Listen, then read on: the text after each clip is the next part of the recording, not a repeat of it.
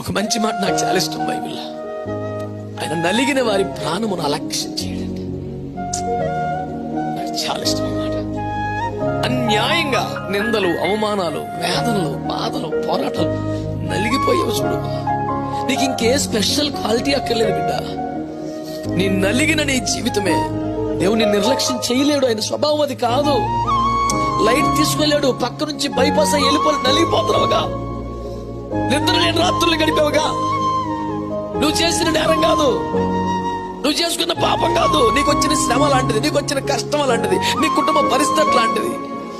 అయినా విశ్వాసం వదులుకోలేదు, ప్రభువును వదులుకోలేదు. నీవే నలిగిపోయావు.